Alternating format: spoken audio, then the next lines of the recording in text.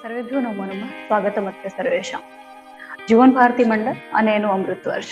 જીવન ભારતી એક એવી શિક્ષણ સંસ્થા કે જે સર્વાંગી કેળવણીની સંસ્થા તરીકે જાણીતી રહી છે અને પોતાનું અમૃત વર્ષ આ વર્ષે કશું અમૃત વર્ષે અમૃત બની રહે એવું કશું કરવાના ઉપક્રમને લઈને જે શ્રૃંખલા તમારી સાથે અમે લઈને આવ્યા છીએ ઓનલાઈન પ્રશિષ્ટ સાહિત્ય કૃતિ રસાસ્વાદન શ્રેણી. જીવન ભારતીની વાત જે મિત્રો રોજ આ માળખા સાથે જોડાતા હોય છે, આ શ્રૃંખલા સાથે જોડાતા હોય છે, તેઓ આ જાણે છે. જેઓ જીવન ભારતીને જાણે છે તેઓ તેના કાર્યથી, તેની વૃત્તિ અને તેની પ્રવૃત્તિથી વિદિત છે, પણ છતાં પણ બે એક વાતો કરવી છે. એક એવી સંસ્થા કે જે સરકારના ફરમાનો, એના સર્ક્યુલર કે એના કોઈ પણ આદેશોની ઇંતજારી વિના, એટલે કે જે પોતે માત્ર ને માત્ર કરવું પડે છે એટલા માટે કરે છે એટલે નહીં, પરંતુ જે પોતે સમાજના ઉત્તરદાયિત્વને પોતાની જવાબદારી એ સ્વીકારી એના માટે કાર્ય કરતી હોય છે એવી સંસ્થા. અને આવું એટલા માટે કહી શકાય કારણ કે જ્યારે મધ્યાહન ભોજનની નીતિ સરકાર લાવી એના પહેલાથી જીવન ભારતીમાં 75 વર્ષથી આ પરંપરા ચાલે છે. જે પહેલા તો અહીંના વિદ્યાર્થીઓ બાગકામ પણ કરતા હતા અને ખેતીકામ પણ કરતા હતા, એ પણ જીવન ભારતીના અભ્યાસક્રમનો ભાગ હતો અને એના માટે એને કોઈ સરકારની પરમિશનની રાહ જોવાની એને જરૂર નથી લાગી. બીજી બાબત એ અત્યારની આધુનિકતાની વાત કરીએ, ટેકનોલોજીના સમન્વયની વાત કરીએ, એના સ્વીકાર્યની વાત કરીએ તો પછી અટલ ટિંકર લેબ હોય, રિસર્ચ લેબ હોય કે પછી ફૂલ ટાઈમ કાઉન્સેલરની નિયુક્તિની બાબત કે પછી બાળકો માટે સોશિયોમેટ્રી ટેસ્ટ હોય કે ટીચર્સ માટે સાયકોમેટ્રી ટેસ્ટ હોય કે પછી સ્પેશિયલ એજ્યુકેશન માટેના બાળકો માટેની એક અલગ આખું ડિપાર્ટમેન્ટ બનાવવાની તૈયારી છે. આ બધું જ જીવન ભારતીએ સૌથી પહેલા કર્યું છે. આટલા વર્ષો પૂર્વેથી જીવન ભારતી પાસે સુસજ્જ અને અદ્યતન ટેકનોલોજીથી યુક્ત એવું રંગભવન ઓડિટોરિયમ છે અને આ બધાની ઉપર એની પાસે ઉત્તમ અધ્યાપકોને વરણી કરવાની યોગ્યતા છે. એ કદાચ આ એકાદ આવી મેનેજમેન્ટ હોતી હશે જીવન ભારતી પાસે તેવી છે તેવી કે જે આમ તો મેનેજમેન્ટનો અર્થ જ હોય છે નિયંત્રક નહીં, પ્રબંધક. અને આ મેનેજમેન્ટ વાસ્તવિક રીતે પ્રબંધક બનવાનું કાર્ય કરતી છે. પોતાની ભૂમિકામાં પ્રબંધન રાખે છે, નિયંત્રણ નહીં. અને એટલે જ કદાચ આટલી મોકળાશથી મારા જેવા વ્યક્તિઓ કે જે અહીંયા આવે તો એ મોકળાશથી કામ કરી શકતા હોય છે, એમને મજા આવતી હોય છે કામ કરવાની, એમને નોકરી જેવું ફીલ નથી થતો અને કલાકો ગણવા નથી પડતા. they love to work just like me. સો આ જે શ્રેણી છે ઓનલાઈન પ્રશિષ્ટ સાહિત્ય કૃતિ રસાસ્વાદન છે, આના બે હેતુ. એક તો મેં આને રેકોર્ડ કરીએ છીએ. રેકોર્ડ એટલા માટે કારણ કે આપણે જાણીએ છીએ અને હું સમજુ, આપણે બધા સમજીએ છીએ કે 11 વાગ્યાનો ટાઈમ એ પીક અવર, એ જ સમયમાં બધા જ લોકો લાઈવમાં જોડાઈ શકે એવું સંભવ ના જ બને. પરંતુ એનાથી તેઓ સાહિત્યના ભાવક ઓછા છે કે આછા છે એવું જરાય નથી માની શકાતું. એટલે યુટ્યુબની લિંક જે અમે તમને 4 વાગ્યા સુધી એવરી ડે લગભગ 4 વાગ્યા પહેલા તમને પહોંચાડી દઈએ છીએ અને જે તમે માણો પણ છો, ખરેખર તો તમે જુઓ છો અને જે વ્યૂઝ દેખાય છે એ અમારા માટે સૌથી મોટું પ્રોત્સાહન બનતું હોય. એના માટે થેન્ક્સ અ લોટ. આજે 49મી માળખામાં એક અદ્ભુત કૃતિ અને એટલા જ અદ્ભુત વક્તા એ વ્યક્તિ વિશેષ વિશે વાત કરવી છે કે આમ સંસ્કૃતે કહ્યું છે કે સાહિત્ય સંગીત કલા વિહીન સાક્ષાત પશુ પુચ્છ વિષાણહીન તૃણન્ન ખાદન નપી બીજમાના તમ ભાગધેયમ પરમમ. પરંતુ આજે એવી વ્યક્તિ વિશેષ આપણી સાથે છે કે જે સાહિત્ય, સંગીત, તબીબી, લેખન, સાહિત્ય એટલે લેખન અને લેખનમાં પણ અનેક ફ્લેવર, એ ગઝલચર્યા હોય કે પછી એ નવલકથા હોય કે નવલિકા હોય, વાર્તા હોય કે સંપાદન હોય, એ તમામ ક્ષેત્રે પોતે સમાજને ઉત્તમ પ્રદાન કરે છે. આજે જ્યારે તમે એમને સ્ક્રીન પર જોશો ત્યારે તમને જરાક પણ ઉંમરના આંકડાનો એક પણ અણસાર એમની વ્યક્તિત્વમાં નહીં વર્તાય એની હું તમને ખાતરી આપું છું. અને તેઓ વ્યવસાય તબીબ છે પરંતુ એમને અદ્ભુત કાર્ય કરે છે સાહિત્યના ક્ષેત્રમાં. જ્યારે 1987માં એમણે કેળાની લૂમ વાર્તા લખી, પરંતુ એના પહેલા તો 8 વર્ષની ઉંમરે જ્યારે એમને ચાર્લ્સ ડિકન્સના 2 પુસ્તકો અને એ પણ પ્રસિદ્ધ નાટ્યકાર બટુભાઈ ઉમરવાડિયાએ આપી અને એ વાંચ્યા પછી જે એમની જિંદગીમાં પરિવર્તનો આવ્યા એ પરિવર્તનનો લાભ સમાજને ભરપૂર મળ્યો. બહુ નાની ઉંમરે એમને 15 વર્ષની ઉંમરે 2 વાર્તાઓ લખી ત્યાર પછી તો તેમણે પ્રતાપ દૈનિકે 1965માં જે સમગ્ર ગુજરાતના કોલેજોનો માટેની વાર્તા સ્પર્ધા યોજી, તેમાં તેમણે પ્રથમ ઇનામથી તેઓ ખોરસાયા જી. અને એના પછી તો જે બન્યું છે એ ઇતિહાસ છે કે 1993માં બાબરી ધ્વંસ પર ગુજરાતી ભાષામાં પ્રથમ અને એકમાત્ર નવલકથા કે કોણ એને બોલાવ્યા શીર્ષક હેઠળ જે લખ્યો, અને એ પણ કવિ નર્મદના મકાન બેસીને એમણે આ નવલકથા પૂરી કરી, ખૂબ વખણાઈ. ત્યારબાદ 1994માં બીજી નવલકથા પંખીને આંબુ આકાશ, જે તો ધારાવાહિક રૂપે પણ છપાઈ અને વિનસ નવલકથા હપ્તાવાર પ્રગટ થઈ. તેઓ સંગીત પણ શીખ્યા અને સંગીતમાં પણ એમને ખાસું એવું પ્રદાન કર્યું. સાહિત્ય સંદર્ભિત પુસ્તકો એમને આપ્યા. 3 નવલકથા, 2 નવલિકા સંગ્રહો, 2 ગઝલ શીખીએ તેમજ ગઝલચર્યા નામના છંદ વિષયક પુસ્તકો પ્રગટ થયા અને સંપાદન પણ કર્યું. અને હજી પણ 2 પુસ્તકો પ્રકાશન હેઠળ છે. 9 વાર્તાઓને જુદા જુદા પારિતોષિક મળ્યા. 2008નો ધૂમકેતુ એવોર્ડ મળ્યો, હ્યુમન સોસાયટી ઓફ ઇન્ડિયાનો 2008નો ધૂમકેતુ એવોર્ડ. સંગીત તથા દ્વારા સારવાર પણ એમને સંશોધનાત્મક એમનું પુસ્તક પ્રગટ થયું. તબીબી વ્યવસાય સાથે સંકળાયેલા અને સંગીતના રસિક, સંગીતના આરાધક, તો એમણે આ બંનેની મિશ્રણ જે છે એ મિશ્રણનું સ્વરૂપ જે આપણા સુધી પહોંચ્યું તે સંગીત દ્વારા સારવારમાં મળ્યું છે. હાલમાં પણ તેઓ નર્મદ સાહિત્ય સભા સાથે સંકળાયેલા છે અને આ વ્યક્તિ વિશેષ બહુ સ્પષ્ટપણે એવું માને છે કે મનુષ્યને કોઈને કોઈ કલામાં લગાવ અને રસ હોવો જ જોઈએ, અને આના કારણે અને આ બાબત એને બાળપણમાં જ કંઈક ને કંઈક આવી વૃત્તિઓ સાથે આવી એની વૃત્તિને ઓળખીને એને કોઈ યોગ્ય પ્રવૃત્તિ આપવી જોઈએ કે જેથી આવા બધા ક્યારેક જ્યારે જગત જેને નકારાત્મક વાતાવરણ કહે છે અને જ્યારે બાહ્ય જગતમાં આવું બધું ચાલતું હોય ત્યારે પણ એને અતિક્રમીને વ્યક્તિ પોતાની જીવંતતાને કાયમ રાખે છે. તો આવકારીએ સાદર સપ્રેમ આજના વક્તા અને પોતાની પ્રિય કૃતિ સાથે ડોક્ટર પ્રફુલ્લ દેસાઈને. સર પ્લીઝ તમારો વિડીયો અને ઓડિયો બંને ઓન કરી દો. જી સર. આભાર રશ્મિબેન. નમસ્તે મિત્રો, હું પ્રફુલ્લ દેસાઈ આજે તમારી સાથે એક અંગ્રેજી સાહિત્યની ખૂબ જ મશહૂર અને અનોખી એવી નવલકથા વિશે તમારી સાથે વાત કરવા માંગુ છું. આજથી લગભગ પોણી 200 વર્ષ પહેલાની વાત છે કે ઈસવીસન 1847માં એમિલી બ્રોન્ટે નામની લેખિકાએ આ નવલકથા લખેલી હતી અને ઇલિસબેલના પુરુષ નામે, પોતાના નામે નહીં પણ ઇલિસબેલના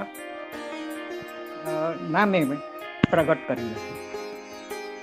આજ સુધી એ નવલકથા ખૂબ જ અજોડ મનાય છે, અનોખી મનાય છે અને પ્રણય કથાઓમાં પોતાનું એક અલગ સ્થાન એ મેળવી ચૂકી છે. ઘણા વર્ષો પર એના પરથી એક હિન્દી ફિલ્મ પણ બની હતી, દિલ દિયા દર્દ દિયા, જેમાં દિલીપ કુમાર, વહીદા રહેમાન, પ્રાણ, શ્યામા વગેરે અદાકારો હતા અને એના ગીતો તો આજે પણ એટલા જ મશહૂર છે. તો આ નવલકથા વિશે હું જ્યારે વાતની શરૂઆત કરું એ પહેલાં હું એની લેખિકા વિશે અને 200 વર્ષ પહેલાંના ઇંગ્લેન્ડની જે આર્થિક, સામાજિક કે રાજકીય પરિસ્થિતિ હતી એના વિશે જરા ટૂંકાણમાં હું વાત કરવા માગું છું કે જેથી આ નવલકથા સમજવામાં આપણને સરળતા પડે. તો એમિલી બ્રોન્ટે એ 30મી જુલાઈ 1818ના રોજ જન્મેલી. એના પિતાનું નામ પેટ્રિક બ્રોન્ટે અને એ યોર્કશીયર પરગણાનો જે કાઉન્ટી કહેવાય એના એક લેન્ડલોર્ડ, જમીનદાર, હોવાર્થની જમીનદારી કહેવાતી હતી. એ ઇંગ્લેન્ડનો ઉત્તર પૂર્વી કિનારો જે ફ્રાન્સની સામે પડતો હતો એની આસપાસ દરિયાકાંઠો અને બધા ઊંચી નીચી ટેકરીઓ અને જંગલનો પ્રદેશ અને એ તોફાની અને ખડકાળ દરિયાકાંઠાની જગ્યામાં, એટલે એમાં દરિયામાં નૌકા વિહાર પણ થઈ શકે નહીં અને મચ્છીમારી પણ કરવી બહુ જ મુશ્કેલ. તો એમિલીને 3 મોટી બહેન હતી, એક નાનો ભાઈ અને એક નાની બહેન હતી. એમાં સૌથી મોટી 2 બહેનો તો બહુ શરૂઆતમાં જ બચપણમાં જ ગુજરી ગયેલી અને એનાથી 2 વર્ષે મોટી બેન શાર્લોટ બ્રોન્ટે અને એક નાની બેન એન બ્રોન્ટે અને એક નાનો ભાઈ બ્રેન્ડવેલ. આ 4 જણા બાળકો માતા મરી ગઈ. અરે એકલવાયા બાપ અને માસી હતી એની, જે એ લોકોની સાથે જ રહેતી હતી, એની નિગરાણીમાં ઉછર્યા. હવે બાપને સાહિત્યનો ખૂબ જ શોખ, લખે પણ ખરો. તો એની અસર આ 4 સંતાનો પર પડી અને આ 4 ભાઈ બહેનો કવિતા, વાર્તા, નિબંધ બહુ નાની ઉંમરથી લખવા માંડી. જોકે એ જમાનામાં લેખિકાઓ પોતાને નામે પુસ્તક પ્રગટ કરતી નહીં, કારણ કે એની બહુ જ ટીકાઓ થતી, સ્ત્રીઓને લખતા આવડે જ નહીં એવી માન્યતા. તો ઈસવીસન 1847નું જે મેં વર્ષ કહ્યું, એ એક વર્ષ દરમિયાન આ 3 બહેનો શાર્લોટ, એમિલી અને એન, એ 3એ એક પોતાની મૌલિક નવલકથાઓ લખી અને આ એક વર્ષ દરમિયાન પુરુષોના નામે કરર બેલ, ઇલિસ બેલ અને એક્ટન બેલના નામે પ્રગટ કરી. હવે બન્યું એવું કે શાર્લોટની જેન આયર નવલકથા, જેના પરથી આપણે હિન્દીમાં પણ એક ઘણા વર્ષો પર ફિલ્મ ઉતરેલી સંગ દિલ, અને એમાં પણ દિલીપ કુમાર મધુબાલા હતા. તો એ જૈન આયરની બહુ જ વખાણ થયા. લોકોએ, વિવેચકોએ એને વખાણી. જ્યારે એમિલીની આ વુધરિંગ હાઇટ્સ એ કંઈ લોકોને પલ્લે પડી નહીં અને વિવેચકોએ બધાએ એને એકદમ વખોડી નાખી. એમણે કહ્યું કે આ ધંધડા વગરની છે, ક્લિષ્ટ છે, નકામી વાર્તા છે અને એ કંઈ વાંચવા લાયક નથી. તો આટલી બધી ટીકા થઈ ત્યારે એમિલીને બહુ જ આઘાત લાગ્યો અને તેમાં નાનો ભાઈ બ્રેન્ડવેલ અચાનક મરી ગયો. એટલે એને લીધે આમ બી તબિયતની નાજુક જ હતી એમિલી, એને ટીબી લાગુ પડી ગયો અને એક જ વર્ષમાં, એટલે 1848માં 30 વર્ષની ઉંમરે આ બેન ગુજરી ગયા. હવે એ પછી મોટી બેન શાર્લોટે વુધરિંગ હાઇટ્સની બીજી આવૃત્તિ પ્રગટ કરી અને રહસ્ય ખુલ્લું કર્યું કે આ 3 નવલકથાઓ 3 બહેનોએ જ લખેલી હતી. હવે એ વખતે ઇંગ્લેન્ડમાં કેવી પરિસ્થિતિ હતી? ઇંગ્લેન્ડમાં એ વખતે વિક્ટોરિયા રાણીનું રાજ, એટલે ખરેખર તો રાણી શોભાના ગાંઠિયા જેવી જ હતી અને રાજમાં ઉમરાવો, જેને આપણે નાઇટ્સ કહીએ, એ નાઇટ્સની ખરી સત્તા હતી. એ બધા બહુ જ શક્તિશાળી, બહુ જ અમીર અને જેને આપણે દંભી સમાજ કહીએ એવું, કે અંદર અંદર હોંસાતો સી, નાની નાની વાતમાં પણ તલવારની ચેલેન્જ ફેંકવી, પડકાર ફેંકવો, મારામારી કરવી, એ લોકોમાં એવું ખટપટ બહુ જ ચાલતી. હવે એ સિવાય એક બીજો વર્ગ હતો, જે આપણે કહ્યું તે પ્રમાણે જમીનદારોનો, લેન્ડલોર્ડ. એ લોકોની પાસે આપણે એને ઉપલા મધ્યમ વર્ગ જેવું આપણે કહી શકીએ. એ લોકોની પાસે ઉમરાવોના પ્રમાણમાં પૈસા ઓછા, પણ પોતાની જમીનદારીમાં આરામથી રહેતા અને આ ફુરસદના સમયમાં સાહિત્ય, સંગીત, કલા, નૃત્ય, નાટક વગેરેમાં ભાગ લેતા, રસ લેતા અને તેઓ વચ્ચે આમ હસાતોથી થોડી ઘણી ચાલતી કે કોની પાસે જમીન વધારે છે, કોની પાસે નોકર ચાકરો વધારે છે, કોની પાસે હોર્સ કેરેજીસ ઘોડાગાડીઓ વધારે છે, એવી પણ બાલિશ બધી હસાતોથી ચાલતી. હવે સમાજમાં એ ઉપરાંત પણ એક ત્રીજો વર્ગ હતો જેને આપણે મજૂરોનો અથવા લેબરર્સનો વર્ગ કહી શકીએ. એ જીપ્સીની જેમ આમથી તેમ રાજ્યમાં ભટકતા રહેતા, જ્યાં મજૂરી મળે ત્યાં ગામો નાખવો અને મજૂરી મળતી બંધ થઈ જાય એટલે ત્યાંથી ઉચાળો ભરી જવો. હવે આમાં પણ કેટલાક લોકો એવા હતા કે જેને ધનવાન થવું હતું, એટલે મહત્વાકાંક્ષી હતા. એટલા તો જમીનદારોને આવા મજૂર વર્ગ વગર તો ચાલે નહીં. એમને સહાનુભૂતિ થોડી દાખવે પણ અંદરખાને શંકા પણ એની ચાલતી રાખે. તો આવા માહોલ વચ્ચે આ નવલકથા લખાઈ છે. વુધરિંગ હાઇટ્સ. વુધરિંગ શબ્દ ડિક્શનરીમાં કશે જોવા મળે નહીં. લેખિકાએ એને યોર્કશિયરની લોકબોલીમાં વાપરેલો છે. એનો અર્થ થાય છે કે તોફાની ઋતુનો ભયંકર ઘોંઘાટ. અને હાઇટ્સ એટલે ઊંચાઈ પરની ટેકરી અથવા તો ટેકરી બંને હવેલી. ખરેખર તો વુધરિંગ હાઇટ્સ એ એક હવેલીનું નામ છે, જમીનદારીની હવેલીનું નામ છે. વુધરિંગ હાઇટ્સનો અર્થ એવો થાય છે કે જે તોફાની ઋતુનો ભયંકર ઘોંઘાટ જામી જતો હોય એવી ટેકરી પરની હવેલી. તો એમાં અંગ્રેજી સાહિત્યમાં પહેલી જ વાર યોર્કશિયરના વિશિષ્ટ ગ્રામ પ્રદેશની જે મૂરલેન્ડ કહેવાય છે, ઘાસિયા જમીનો, જેમાં ઊંચા ઘાસ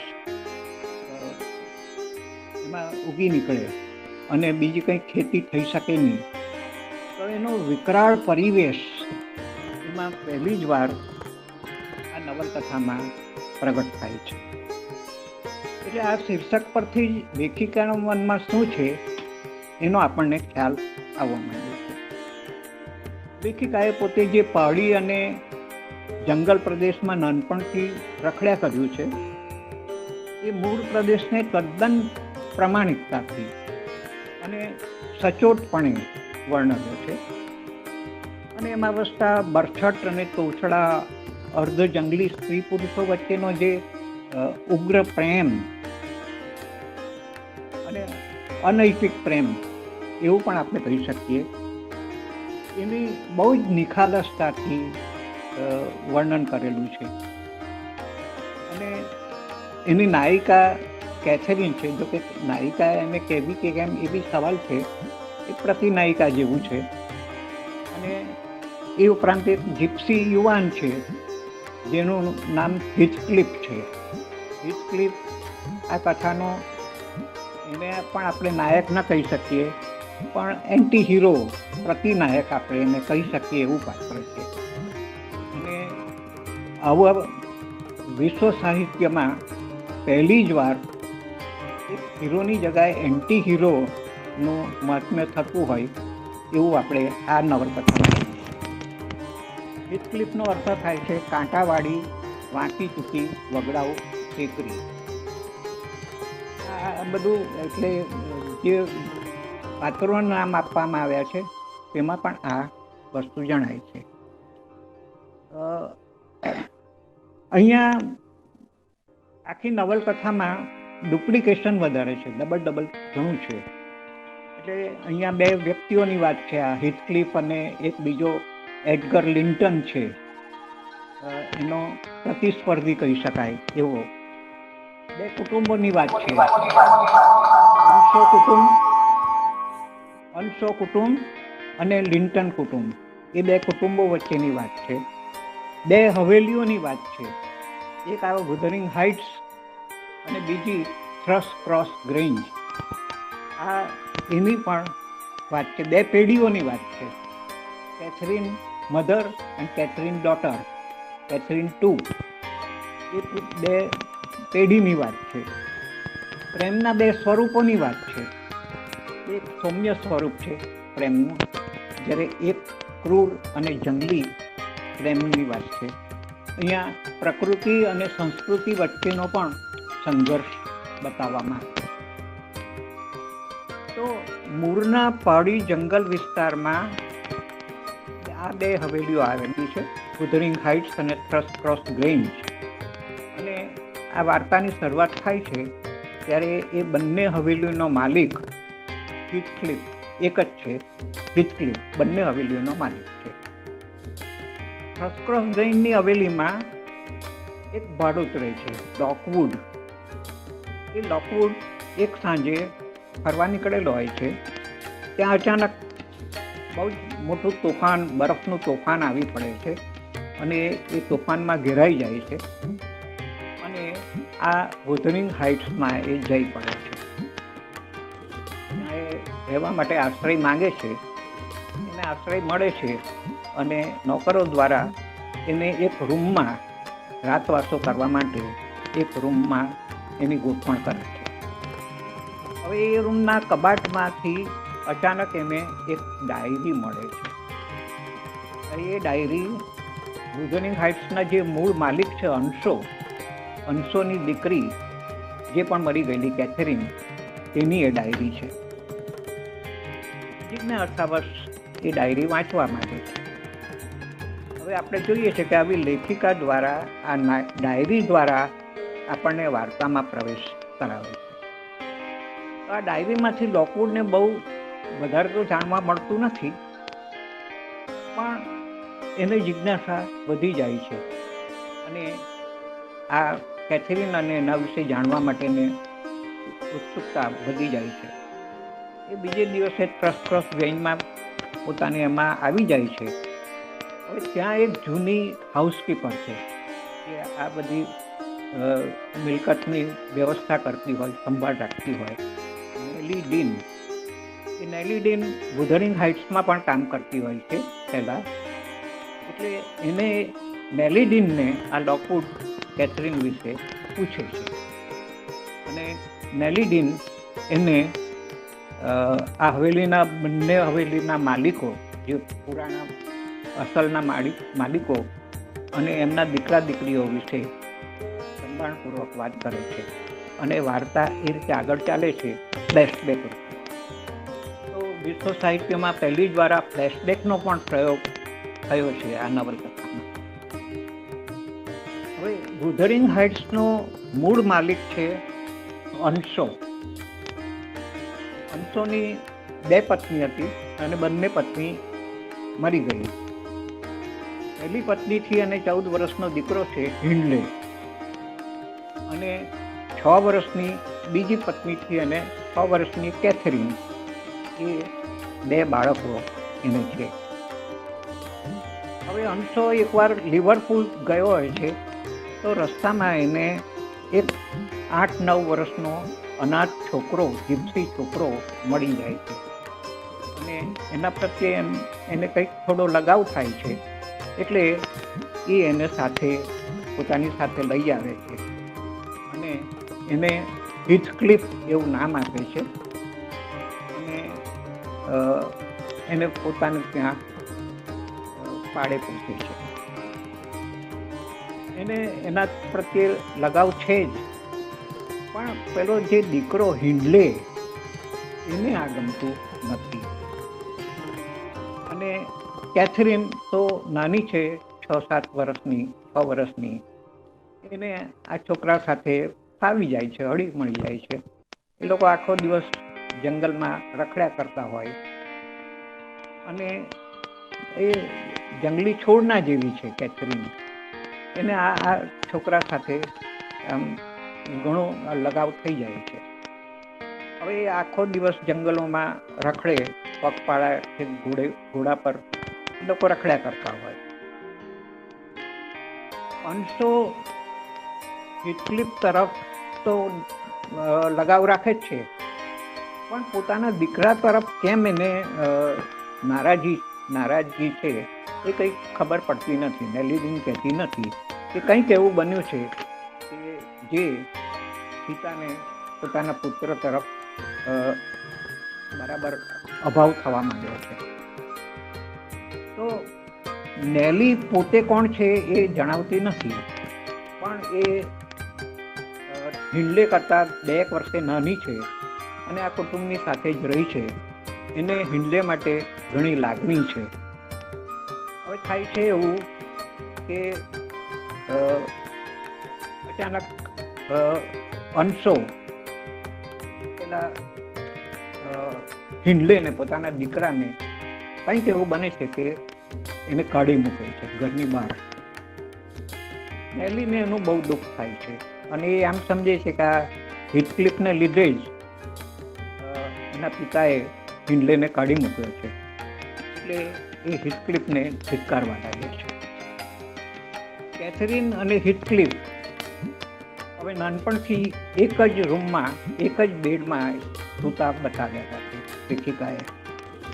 તો એ 12 વર્ષની થઈ કેથરીન, ત્યારે અચાનક પેલો અંશો ગુજરી જાય છે અને પેલા હિંડલેને ખબર પડે છે એના વિશે, એટલે એ તરફ દોડતો આવે છે અને હવેલીનો કબજો લઈ લે છે અને સમગ્ર વહીવટ પોતાના હાથમાં લઈ લે છે. એ જાણે છે કે આ કેથરીન અને હિથક્લિફ એક જ રૂમમાં સૂતા હોય છે. તો એ હિથક્લિફને બાવળું પકડીને ઘસડી દે છે અને કહે છે કે તું તો નોકર છે, તારે નોકરોની સાથે જ રહેવું જોઈએ, અને એને રૂમમાંથી કાઢી મૂકે. કેથરીનને એ ગમતું નથી, એને બહુ જ આઘાત લાગે છે અને ત્યારે એની ઉંમર 12 વર્ષની છે. આ નવલકથામાં નાયિકાની 12 વર્ષની ઉંમરે જ કંઈક ને કંઈક એવું બન્યા કરે છે. એનું કારણ હું પછી જણાવીશ. પણ કેથરીનને હિથક્લિફ એક જ રૂમમાં સૂતા હતા એ વાત આપણને પણ ચોંકાવનારી લાગે. ઉંમર બંનેની નાની છે, છતાં લેખિકાએ જરાક જુદી રીતે એનું વર્ણન કરેલું. તો હિંડલે હિથક્લિફનું સતત અપમાન કરતો રહે છે અને કેથરીન એ કંઈ એની પડેલી નથી અને હિથક્લિફ સાથે જંગલોમાં રખડતી રહી છે. હવે હિંડલેનો 3 વર્ષ બહાર રહ્યો તે દરમિયાન એણે એક લગ્ન કર્યા છે. ફ્રાન્સિસ નામની એની પત્ની છે. એ પ્રેગ્નન્ટ હોય છે અને પ્રેગ્નન્સીમાં એક દીકરાને જન્મ આપીને એ મરી જાય. હેરિટન, દીકરાનું નામ હેરિટન છે. અને આ પેલી નેલી તરત જ એને સંભાળ રાખવા માટે ઉત્સુકતા બતાવે છે. હવે બીજી જે હવેલી છે થ્રસ્ટપ્રોસ ગ્રેન્જ, એનો માલિક લિન્ટન છે. લિન્ટનને પણ એક દીકરો છે એડગર અને એક દીકરી છે એનાથી નાની ઇઝબેલા. હવે એકવાર આ કેથરીન અને હિથક્લિફ જંગલમાં રખડતા હોય છે, ત્યાં લિન્ટનનો શિકારી પુત્રો કેથરીનને પગમાં બાચકું ભરી દે. એટલે લિન્ટનના ચાકરો એને થ્રસ્ટપ્રોસ ગ્રેન્જ હવેલીમાં લઈ આવે છે અને પેલા હિથક્લિફનું અપમાન કરીને કાઢી મૂકે છે. લિન્ટન કુટુંબ કેથરીનની સારવાર તો કરે છે અને પેલા હિથક્લિફને પણ બહુ અપમાન લાગે છે. એ જઈને હિંડલેને વાત કરે છે કે આ પ્રમાણે કેથરીનનું થયું છે. તો હિંડલે ઉલટો એને જ જવાબદાર ગણે છે અને એને સજા કરે છે. હવે લિન્ટનની હવેલીમાં કેથરીન રહી છે, 5 અઠવાડિયાનો સમય બતાવ્યો છે. એમાં આ શાંત પ્રકૃતિનો એડગર, એના તરફ કેથરીનને થોડું આકર્ષણ થાય. છતાં એ મનમાં ને મનમાં હિથક્લિફ અને એડગર વચ્ચે સરખામણી કર્યા કરતી હોય છે. હિંડલેને એડગર ગમે છે, બંને વચ્ચે દોસ્તી થઈ જાય છે. પણ હિથક્લિફને હિન્ડે અને એડગર બિલકુલ ગમતા નથી. એકવાર કેથરીનની બાબતમાં એડગર સાથે ઝઘડી પડે છે. આ બાજુ એડગર કેથરીનને લગ્નનો પ્રસ્તાવ મૂકે છે. કેથરીન થોડી મૂંઝવણ સાથે એ પ્રસ્તાવ સ્વીકારે છે, પણ પોતાના મનની ગૂંચવણ એ નેલીને કહે છે. એમ કહે છે કે મારું હૃદય કહે છે કે હું ખોટો નિર્ણય કરી રહી છું, પણ મારા કુટિલ ભાઈએ હિથક્લિફને એવી કક્ષાએ પહોંચાડી દીધો છે કે જો હું હવે હિથક્લિફની સાથે લગ્ન કરું તો ભાઈ અમને બંનેને તદ્દન ખરાબ હાલતમાં મૂકી દે અને ઘરની બહાર, હવેલીની બહાર અમને હાંકી કાઢે. હવે નેલી સાથેની કેથરીનની વાત ચાલુ હોય છે. એ હિથક્લિફ પાછળ અંધારામાં સૂતો હોય છે તે સાંભળે છે. એને હિથક્લિફને એમ થાય છે કે જ્યાં સુધી હું પૈસા કમાઈને સારી પોઝિશનમાં આવું નહીં ત્યાં સુધી મારે અપમાન સહન કરવા પડશે. તો મારે પૈસા કમાવા માટે કંઈક કરવું જોઈએ. તો એ એકદમ ઉશ્કેરાટમાં ઘર છોડીને, હવેલી છોડીને કશે જતો રહે છે. પણ કેથરીનની તે પછી નેલીની સાથેની જે વાત છે તે સાંભળતો નથી. કેથરીન કહેતી હોય છે કે હું હિથક્લિફને ખૂબ ચાહું છું, પણ તેની સાથે પરણી શકું નહીં. હિથક્લિફ તો મારી જાતથી પણ મારો વધારે છે. જેમ ચંદ્રકિરણ અને વીજળી વચ્ચે અને બરફના તોફાન અને અગ્નિ વચ્ચે સરખામણી થઈ શકે નહીં, તેમ એડગર અને હિથક્લિફ વચ્ચે સરખામણી થઈ શકે નહીં. એટલે નેલીડીન એમ કહે છે કે તું હિથક્લિફને તું એડગરની સાથે લગ્ન કરશે તો હિથક્લિફ એકલો પડી જશે. તો એ તરત જ બાલિશપણે કેથરીન એમ કહે છે કે એડગર અને એના સગાવાલાઓને સાથે હું એવી શરત કરીશ કે હિથક્લિફ સદા મારી સાથે જ રહે. એડગરે એ શરત માનવી જ પડશે. હિથક્લિફને છોડીને હું એડગર સાથે લગ્ન કરી શકું નહીં. તો હિથક્લિફને મારા ભાઈના પંજામાંથી છોડાવવા મારે એડગરની સહાય જોઈ છે, એટલા પૂરતું જ હું એની સાથે લગ્ન કરીશ. તો આપણને પ્રશ્ન થાય છે કેથરીન શું એટલી કક્ષાએ પહોંચી ગઈ છે કે હિથક્લિફને માટે એડગરનું પોતાનું સાધન બનાવી રહી છે? પણ એ લેખિકાએ કેથરીનને સમજવાની એક ચાવી આપી છે. કેથરીન કહે છે કે એડગર મારે મન કંઈ નથી, હિથક્લિફ જ મારું વજૂદ છે. એ ટકશે તો હું પણ જીવીશ, એ મરી જશે તો હું બધું જીવી નહીં શકું. એડગર માટેનો મારો પ્રેમ વસંત ઋતુની બહાર જેવો ભલે ગણાય, પણ પાનખર આવે ત્યારે એ બધું મુરઝાઈ જાય. જ્યારે હિથક્લિફ માટેનો પ્રેમ એ ઊંચી ટેકરી પરના કોઈ મોટા વૃક્ષ, ભેગુર ફાળેલા વૃક્ષના મૂળિયા જેવો છે. એ પાનખર પણ એને મિટાવી શકે નહીં.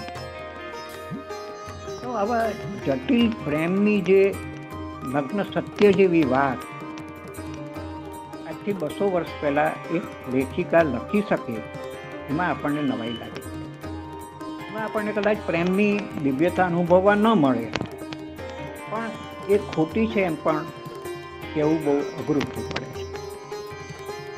તો કેથરીનના પ્રેમને પૂરો સમજ્યા વગર એક બાજુ હિથક્લિફ કાંક ગુમ થઈ ગયો છે, બીજી બાજુ એડગરના મા બાપ મરી જાય છે અને કેથરીન એટલી હતાશ થઈ ગઈ છે કે એ એડગરની સાથે આખરે લગ્ન કરી લે.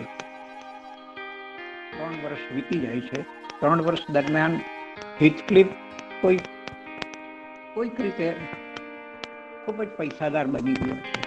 એવી રીતે લેખિકાએ બતાવ્યું નથી, પણ કેથરીનને મળવા એ અચાનક 3 વર્ષ પછી વુધરિંગ હાઇટ્સમાં આવે છે અને ત્યાં એને કેથરીનના લગ્ન થઈની વાત એને ખબર પડે છે. એને આઘાત લાગે છે અને કેથરીન પ્રત્યે થોડો ગુસ્સો પણ આવે છે. એનો બદલો લેવા માટે પણ એ તૈયાર થઈ જાય છે. તો બીજી બાજુ એ પણ જાણે છે કે હિન્ડલે જુગારી છે, દારૂડિયો છે અને હવે તો એવો દેવાદાર થઈ ગયો છે કે એની પાસે ખાવાના પણ પૈસા નથી રહ્યા. એટલે એ હિન્ડલેને મદદ કરવાને બહાને હીથક્લિફ ભાડૂત તરીકે વુથરિંગ હાઇટ્સમાં ખસી પડે છે. કેથરીન હીથક્લિફના પાછા ફરવાની વાતથી ખુશ થઈ જાય છે અને તે એડગર અને હીથક્લિફ વચ્ચે સુધે કરાવે છે. નાદાન ઇઝબેલા એ દરમિયાન હીથક્લિફના પ્રેમમાં પડી જાય છે અને કેથરીનની ઘણી સમજાવટને મના હોવા છતાં હીથક્લિફ એને પગાડી જાય છે અને એની સાથે લગ્ન કરી દે છે. એડગર અને હીથક્લિફ વચ્ચે ઝપાઝપી થાય છે. આ બધી ઘટનાઓથી કેથરીન ખૂબ જ આઘાત પામે છે. એ ખૂબ બીમાર પડી જાય છે અને સન્નિપાતના લવારા કરવા માંગે છે. એ કહેતી હોય છે કે જાગી જતાં મને કશું યાદ આવ્યું નહીં. હું ક્યાં છું, કેમ છું તે વિશે ગંભીરપણે વિચારતા મને અચાનક લાગ્યું કે મારી જિંદગીના છેલ્લા 7 વર્ષો જાણે ગાયબ થઈ ગયા છે. એ 19 વર્ષની છે અને એના 7 વર્ષો જ્યારે પોતાના જીવનમાંથી ઘૂસાઈ ગયા હોય એવું એને લાગે છે. જ્યારે એ 12 વર્ષની હતી તો હું જાણે 12 વર્ષની અનાથ બાલિકા છું. અત્યારે પણ એ સ્થિતિ અનુભવે છે. મારા પિતાને હમણાં જ દફનાવવામાં આવ્યા છે અને હિન્ડલે હીથક્લિફને અમારા ખંડમાંથી હાંકી કાઢ્યો છે. રાતના ઉથાર નીચે હું એકલી અટૂલી રડું છું અને જીવવા ફાંફા મારું છું. પળે પળે મને લાગે છે કે મને વુથરિંગ હાઇટ્સમાંથી નિર્દયપણે ખદેડી મૂકવામાં આવ્યું છે અને આખી દુનિયામાં મારું કોઈ નથી. મારી હયાતી જ જાણે મારી પાસેથી છીનવી લેવાઈ છે. કેટલી વારે મને ભાન થાય છે કે થ્રસ્કર્સ ગ્રેઇનની હું માલિકણ ભલે છું પણ હું જાણે કોઈ અજાણ્યાની પત્ની છું. ન્યાત બાર કે તડીક પાર થયેલી એક ભાગણી છું. કેથરીનની કે આ 12 વર્ષની હતી ત્યારની સ્થિતિની સાથેની અત્યારની સરખામણી અને પેલા એડગરને અજાણ્યો ગણવાની વાત બહુ સૂચક છે. અહીંયા લેખિકા વિશે હું થોડી માહિતી આપવા માંગુ છું. આ લેખિકા એમિલી જ્યારે 10 વર્ષની જ હતી ત્યારે 13-14 વર્ષના છોકરાના પ્રેમમાં પડી ગયેલી. આ છોકરો જ્યારે એમિલી 12 વર્ષની થઈ ત્યારે અચાનક જ મૃત્યુ પામેલો. એટલે એમિલીને એ વખતે ખૂબ જ આઘાત લાગેલો. એટલે આ નવલકથામાં વારંવાર નાયિકાના 12 વર્ષની વાત વારંવાર આવે છે. હીથક્લિફ હિન્ડલેને અનેક રીતે પાયમાલ કરતો રહે. હિન્ડલેને ઇઝબેલને અને હિન્ડલેનો જે દીકરો છે હેરિટન એ બધાની સાથે બહુ જ ખરાબ વર્તાવ કરે છે. એકવાર તે કેથરીનને મળવા આવે છે જ્યારે કેથરીન 7 મહિનાની પ્રેગ્નન્ટ છે અને એ ભાવાવેશમાં બંને વચ્ચે ઝઘડો થઈ જાય છે. કેથરીન વિશે હીથક્લિફ ગમે તેમ બોલે છે અને કેથરીનને એટલો બધો આઘાત લાગે છે કે એ અર્ધ બેહોશીમાં એક દીકરીને જન્મ આપીને મરી જાય. હવે કોઈ બી નવલ અત્યાર સુધી આપણે જોઈએ છે કે નવલકથામાં હીરો અને હિરોઈન વચ્ચે મરી જાય એવું બનતું નથી. તો આ નવલકથામાં એ બને છે અને એ કેથરીન મૃત્યુ પામે છે ત્યાં વાર્તામાં પણ એક વળાંક આપે છે. આપણે જોઈએ છે કે વાર્તાનો આખો પ્લોટ ખૂબ જ અટપટો છે. આ સંબંધોના જાળા એવા ગૂંચવાયેલા છે કે આપણને મૂંઝવણ થાય, સમજવામાં તકલીફ થાય. લેખિકાએ તો વાર્તાને આગળ વધારવા કેથરીનની પુત્રી, જેનું નામ પણ કેથરીન જ રાખવામાં આવ્યું છે, એના પાત્રની મદદ લીધી છે. નવલકથાનું આ આમ ગણીએ તો એ વધારાનું એપેન્ડિક્સ જ છે. વાર્તાને આગળ વધારવા માટેની એક બહુ જ નબળી કડી આપણે એને કહી શકીએ. તો આપણને સવાલ થાય કે લેખિકાને એની જરૂરિયાત કેમ પડી? ખરેખર તો દિલ દિયા દર્દ લિયામાં પણ આ વાર્તાને અહીંયાથી વળાંક આપી દેવામાં આવેલું છે. એમાં કેથરીન મૃત્યુ પામતી નથી, પણ હિથક્લિફની સાથે લગ્ન કરીને એ વાર્તાનો સુખાંત બતાવવામાં આવે છે. પણ વુધરિંગ હાઇટ્સની લેખિકાના મનમાં ચોક્કસપણે કંઈક વાત છે. આ પ્રકૃતિની વિકૃતિ અને સંસ્કૃતિ વચ્ચેનો જે સંઘર્ષ, જે લડાઈ છે, એનું યોગ્ય નિરાકરણ શોધવાની એનામાં તાલાવેલી હોય એવું આપણે માની શકીએ. તો આ સંઘર્ષ લેખિકાએ બે પાત્રો દ્વારા, હિથક્લિફ અને એડગર દ્વારા બતાવ્યો છે. જે ક્ષમતો નથી, પણ એની ક્ષમવાની પ્રક્રિયા ચાલુ છે, પણ એ ખૂબ જ ધીમી પડી ગઈ છે. અને એ આ પેઢીમાં ન સમે તો એની પછીની પેઢીમાં એ ઉતરે અને ત્યાં એ ધીમે ધીમે સમે. એટલા માટે કદાચ આ બીજી પેઢી બતાવવાની લેખિકાને જરૂરિયાત લાગી. તો કેથરીન દીકરીના જન્મ પછી 12 વર્ષ વીતી જાય છે. જો પાછી 12 વર્ષની વાત આવી. એ દરમિયાન આ પાત્રો વધી ગયા છે અને પાત્રોની કંઈ હવે જરૂર નથી. લેખિકાને માટે એનો સરળ ઉપાય છે કે પાત્રોને વારાફરતી વિદાય કરી દેવા. તો એ દરમિયાન ઇઝબેલા હિથક્લિફના દીકરા લિન્ટનને જન્મ આપીને મૃત્યુ પામ્યો.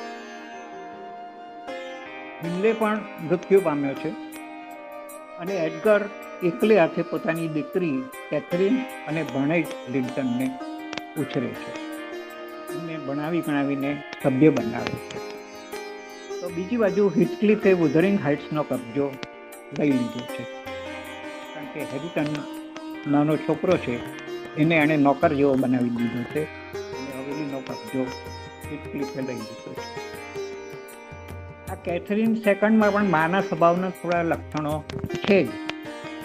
હવે એ 12 વર્ષની થાય છે ત્યારે એ વુધરિંગ હાઇટ્સમાં અચાનક જઈ પડે છે અને ત્યાં એ પોતાના મામાનો દીકરો, હિન્લેનો દીકરો હેરિટનને જુએ છે. હેરિટન તદ્દન પ્રાકૃતિક અને આદિમ પ્રકૃતિનો છે, જળભર. કેથરીનના પ્રત્યે તીવ્ર આકર્ષણ અનુભવે છે. આ બાજુ હિથક્લિફ એડગર પાસે પોતાના દીકરા લિન્ટનનો કબજો માંગે છે અને એડગર લિન્ટનને નેલી સાથે વુધરિંગ હાઇટ્સ મોકલી આપે છે. હિથક્લિફ કાવા દાવા કરીને લિન્ટન સાથે કેથરીનના લગ્ન કરાવ્યું અને કેથરીનને વુધરિંગ હાઇટ્સમાં કેદ કરી દે છે. એડગરને એનો આઘાત લાગે છે, થોડી બીમારી ભોગવી એ મૃત્યુ પામે છે. એટલે હિસ્ટ્રી કેથરીનના નામે આ ટ્રસ્ટોસ ગેઇન હવેલીનો પણ કબજો લઈ લે છે. લિન્ટનને કોઈ જીવલેણ બીમારી છે, મહિના એકમાં એ પણ મૃત્યુ પામે છે. પણ મૃત્યુના સિલસિલો ચાલુ છે. હવે આપણે જોઈએ છીએ કે હિથક્લિફ પણ મૃત્યુ પામે.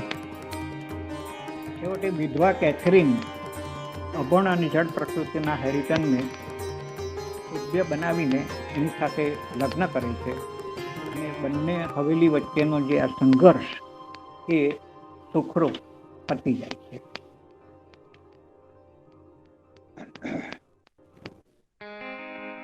આપણે એમિલીની આ નવલકથા 1847માં પહેલી વાર પ્રગટ થઈ ત્યારે વિક્ટોરિયન યુગના દંભી સમાજ અને વિવેચકો પ્રેમના રૂપને સ્વીકારી શક્યા નહીં. વિવેચકોએ એને ધંધડા વગરની, માની ન શકાય એવી, રોગિષ્ટ અને હીન પ્રકૃતિવાળા માણસની ખરાબમાં ખરાબ કલ્પના તરીકે વર્ણવે. વિવેચકોને વુધરિંગ હાઇટ્સની ભાષા શૈલી પણ બહુ વિચિત્ર લાગી, કારણ કે એ યોર્કશિયરની લોકબોલીમાં હતી. તો ગૂંથણી બહુ જ ક્લિષ્ટ અને અટપટી લાગી.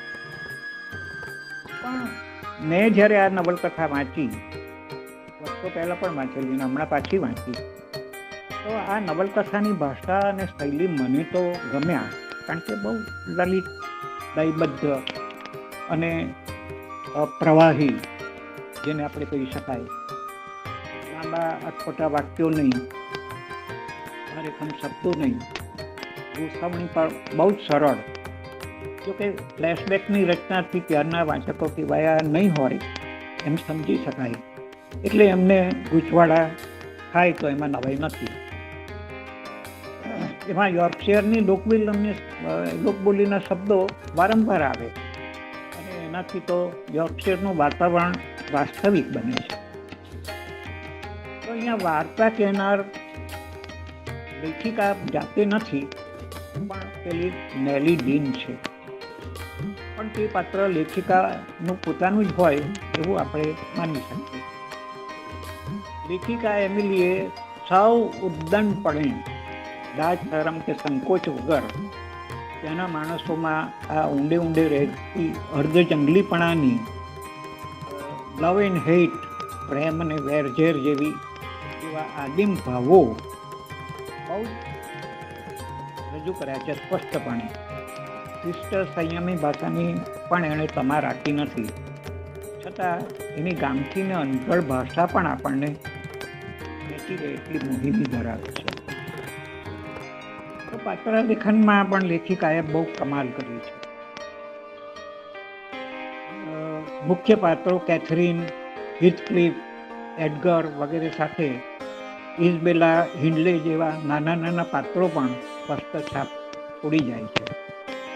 અને આ બધા પાત્રોના પશ્ચાદભૂમાં પેલી નેલી ડીનનું પાત્ર એ આખા પુસ્તકમાં પહેલેથી છેલ્લે સુધી દેખાય છે, પણ જાણે પાછળ હોય, જલ્દી ધ્યાનમાં ના આવે એવું એ પાત્ર છે. અને એ બધા પાત્રોની પશ્ચાદભૂમાંથી જેમ ધુમ્મસ પર તડકો પડે અને વસ્તુ સ્પષ્ટ થતી જાય, તેમ એનું પાત્ર ધીમે ધીમે ઉઘડતું જાય છે. તો હીથક્લિફનું પાત્ર જે દિલ દિયા દર્દ એમાં દિલીપ કુમાર ભજવેલું, એ જાણે જનુની, નિર્દયી અને રૂઢિચુસ્ત પ્રગતિની વિરોધી પ્રકૃતિ છે બતાવે છે. એનો અંજામ બહુ કરુણ આવે છે. ત્યારે એડગરનું પાત્ર સારસ, નમ્ર, માનવીય ગુણોવાળું, પણ કંઈક અંશે નબળી પ્રકૃતિનું. આમ સત અને અસત વચ્ચે, નેકી અને બદી વચ્ચે, સારાઈ અને બુરાઈ વચ્ચે લડાઈ, આ બધા પાત્રો વચ્ચે જાણે ચાલતી જાય છે.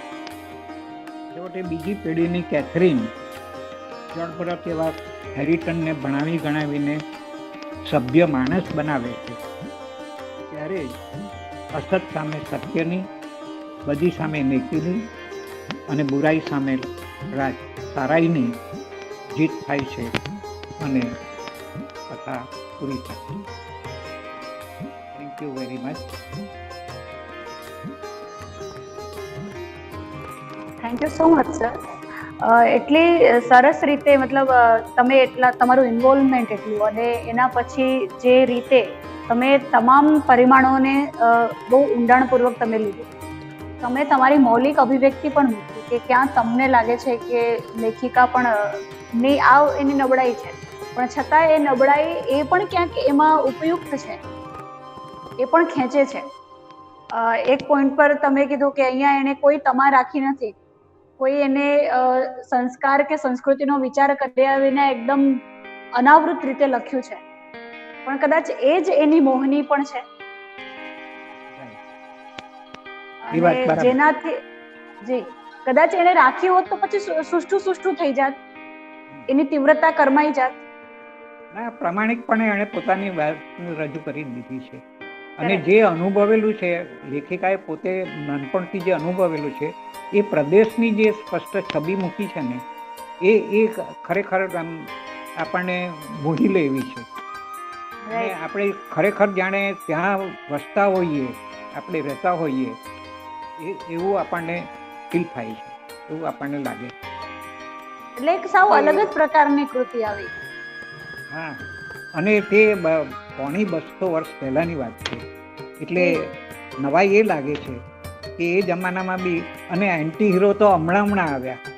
આપણે શાહરૂખ ખાન પેલું ડર પિક્ચરમાં એન્ટી હીરોનું પાત્ર એમથી કે આ પહેલી જ વાર આવ્યું, એવું નથી. આ સારાઈ ને બુરાઈના અંશો દરેક પાત્રમાં હોય જ, પણ આપણે નાયકમાં ને નાયિકામાં આદર્શનું આરોપણ કરી દઈએ. એટલે એ વાસ્તવિક નથી હોતું ઘણી વાર. તો માણસ ખરાબ પૂરેપૂરો નથી હોતો, તેમ સારો પણ પૂરેપૂરો નથી હોતો. એટલે જ્યારે માણસ છે બે વચ્ચે જે ડિમાર્કેશન કરવાનું આવે ત્યારે આપણે બંનેમાંથી સારી વાસ્તવિક વસ્તુને આપણે સ્વીકારી લીધી. બિલકુલ. અને જ્યારે માણસ છે એવી વાત આવે ત્યારે જ એની સાથે પ્રતિપાદિત થઈ જાય છે કે ભાઈ એ માણસ છે, એ ઈશ્વર નથી, એ માણસ છે. અને આ કૃતિમાં મને લાગે છે કે એને નાયિકાએ જે હોવું જોઈએ વાસ્તવિક નિરૂપણ કર્યું છે. તમે કીધું એવી રીતે એને વાસ્તવિક નિરૂપણ કર્યું છે. એને ક્યાંય ખોટા કવર નથી કર્યા અને ખોટી રીતે એને કશું બાહ્ય સૌંદર્ય લાવવાની કોઈ ચેષ્ટા નથી કરી. જે સમગ્ર છે એ સુંદર છે, આખી કૃતિ સુંદર છે અને એને સંપૂર્ણ ગુણો સાથે સુંદર છે. આ નવલકથામાં કેટલીય વસ્તુ પહેલી જ વાર બની છે. એક એન્ટી હીરો, એન્ટી હિરોઈન, એ પછી આ ફ્લેશબેકની પદ્ધતિ, એ આ બધું પહેલી જ વાર વિશ્વ સાહિત્યમાં આવે છે. કોઈ પણ સાહિત્યમાં એવું આવ્યું નથી તે પહેલા. અને એટલે જ આ આખી નવલકથા આમ ક્લાસિક ગણાય છે અને અનોખી છે એ રીતે. તો થેન્ક યુ સો મચ. આજે મને આનંદ છે કે તમને બધાને પણ એ ગમ્યું અને સારું લાગ્યું, એટલે મારી મહેનત એ પ્રમાણે સાર્થક થઈ. ડેફિનેટલી. અરે થેન્ક્સ અ લોટ. અમારી સાથે જોડાવા માટે, આટલી સરસ રીતે આટલી સરસ કૃતિને અમારા સુધી પહોંચાડવા માટે. એટલે અમારા 75 વાનગીઓનો જે રસથાળ બની રહ્યો છે એમાં એક વાનગી ચખાડવા માટે, અને આ વાનગીના આખા ખજાના સુધી લોકોને પ્રેરી જાય, લોકો દોડે ત્યાં સુધીનું ચેપ લગાડવા માટે. થેન્ક્સ અ લોટ. હું એક સૂચન કરવા માંગુ છું. જી. આટલી બધી નવલકથાઓ વિશે જ્યારે વાત થાય તો એને કંઈ પુસ્તક રૂપે પણ જો કરી શકાતું હોય તો કરવું જોઈએ. અમે એને રેકોર્ડ તો કરી રહ્યા છીએ. રાઈટ. અમે એને રેકોર્ડ તો કરી રહ્યા છીએ ડોક્યુમેન્ટરીની રીતે, અને એનું આખી યાદી પણ અમે મૂકીશું. એ યાદી બની રહી છે, જેટલા પણ પુસ્તકો થઈ રહ્યા છે. અત્યાર સુધી અમારી પાસે લગભગ 55 જેટલા અમારી યાદીમાં આવી રહ્યા છે અને જે થઈ રહ્યો છે. તો અમે 75 પુસ્તકોની યાદી અને એવી રીતે આખી ડોક્યુમેન્ટરી સેટ કરીએ કે એક લિંક તમે ખોલો, એક યુટ્યુબનો વિડીયો ખોલો તો એની નીચે તમને 75 મણકાઓની લિંક મળી જાય અને એક પછી એક તમે 75 મણકા માણી શકો. અને ભવિષ્યમાં પણ આવનારી પેઢીને આ રસથાળ એટલું જ અદ્ભુત, સ્વાદિષ્ટ અને લાભપ્રદ બને એવા હેતુથી આ કરીએ છીએ. તો થેન્ક યુ સો મચ અમારી સાથે જોડાવા માટે. તમારું સૂચન પણ definitely we respect it, we love it. અને આવતીકાલની જાહેરાત કરું છું. આવતીકાલે યોગેશ જોશી, અનિરુદ્ધ બ્રહ્મભટ્ટ સર્જિત કૃતિ નામરૂપ લઈને આપણી સાથે જોડાશે. યોગેશ જોશી એ નામથી સાહિત્ય સાથે જોડાયેલા તમામ લોકો પરિચિત છે. તો આવતીકાલે આ જ સમય પર મળીશું. ત્યાં સુધી thank you sir. Thank you.